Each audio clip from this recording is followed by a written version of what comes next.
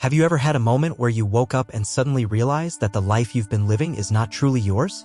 What if every choice you've made, every belief you hold, and every desire that drives you were not yours at all, but shaped by the world around you? The expectations, the conditioning, and the pressures we often don't see or question. It's a chilling thought, isn't it? But this isn't a rare experience. It's a universal one that many of us feel, though few can articulate it. It's the feeling that something is missing, that something doesn't quite align with who we are deep down.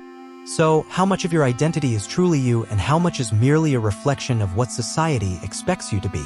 Today, we're going to explore one of Carl Jung's most profound ideas, the journey to finding your authentic self.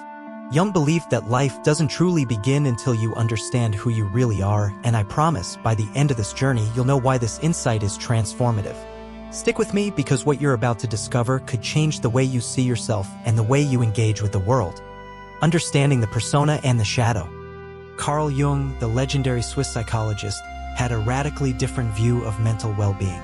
While many psychologists of his time believed that mental health was about fitting in with society's norms, Jung disagreed. He argued that true psychological growth happens when we move beyond the external and internal masks, or personas, and reach a state of individuation, where we become our most authentic selves. But here's the catch: most people never go on that journey. Most people stay trapped in the life others have created for them. They live according to expectations, constantly seeking validation from others. And in doing so, they suppress parts of themselves, parts that may not fit into the neat boxes society tells them they should. Let's pause and reflect for a moment.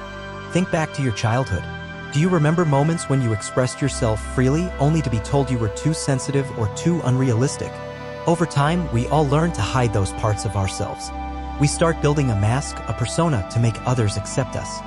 But here's the problem: the more we identify with the persona, the more we forget who we truly are. Jung's idea of the persona is the face we show the world, and it's necessary for social interaction. But the more we rely on it, the further we drift from our true selves. And then there's the shadow. The shadow is everything we suppress, the fears, desires, and vulnerabilities we hide. These parts of ourselves don't just disappear. They continue to operate in the background, influencing our thoughts, behaviors, and emotions without us even realizing it. For example, have you ever had a strong emotional reaction to someone, not understanding why you dislike them so much? Jung believed that our reactions are often projections of our own shadow. The qualities we dislike in others are often the very qualities we've rejected in ourselves. It's a powerful realization, the power of integrating the shadow. But here's the most profound insight. The shadow is not our enemy. It's not something we need to eliminate or hide.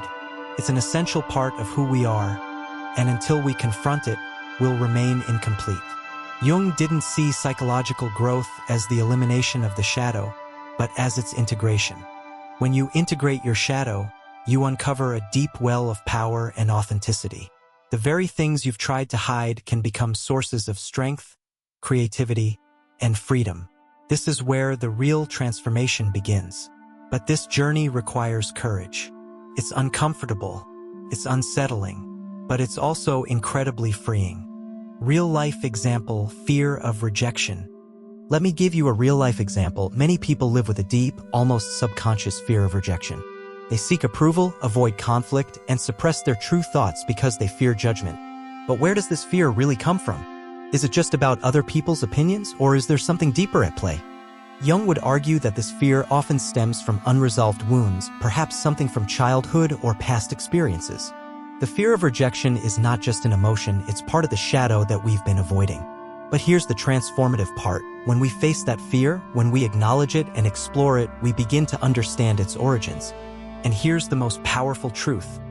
When we confront our fears, they lose their hold over us.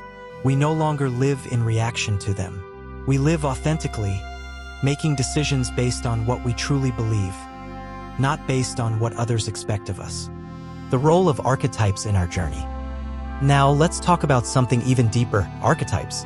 Jung believed that we all carry within us universal patterns, archetypes, that influence our thoughts, behaviors, and experiences. These archetypes are not just fictional characters like the hero or the villain, but psychological forces embedded in our unconscious. For instance, think about the hero's journey. This is a universal archetype, the part of you that yearns for purpose, for growth, for overcoming obstacles. But what's often overlooked is that the hero's journey is always accompanied by the shadow, the fears, the doubts, and the obstacles that we must face in order to grow. Have you ever had a moment in your life where you knew you needed to change, but something held you back? That's the hero's journey in real life. The struggle between the hero and the shadow. But true growth doesn't come from rejecting the shadow.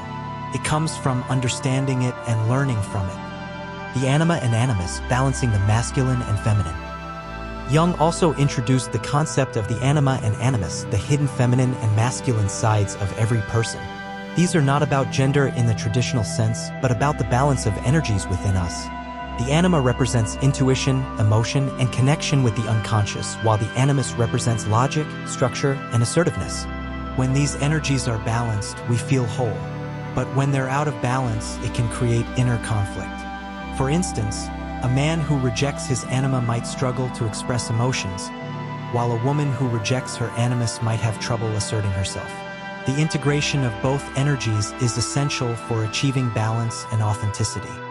The illusion of a fixed self. Now, here's where it gets even more revolutionary, the idea that we are not a fixed, unchanging self. Most people go through life believing that their identity is set in stone. But Jung, along with other great philosophers and mystics, argued that our true self is fluid, it's not bound by labels or limitations. In fact, the version of you that you identify with right now is only a fragment of your true self. You are not just your name, your job, or your past experiences. You are something far greater, a vast, interconnected field of consciousness. Your identity is an ongoing journey, always evolving. The path to true self-discovery. So, how do we step into this deeper, more authentic self?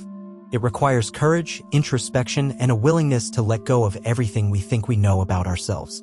It means embracing the unknown, releasing attachment to rigid identities, and listening to the unconscious through dreams, instincts, and deep intuitions. When we stop resisting the unknown, when we lean into it with curiosity, we begin to see the world and ourselves with new eyes. The key is awareness. The moment you start questioning your thoughts and beliefs, you take the first steps toward transformation. Life doesn't truly begin until you find yourself. It's not a destination. It's a lifelong journey of self-discovery. The truth is, you've always been here. The self you've been searching for has always been within you, waiting to be remembered. So, will you continue living as a fragment of who you are? Or will you step forward into the vast, limitless being you were always meant to become? The choice is yours.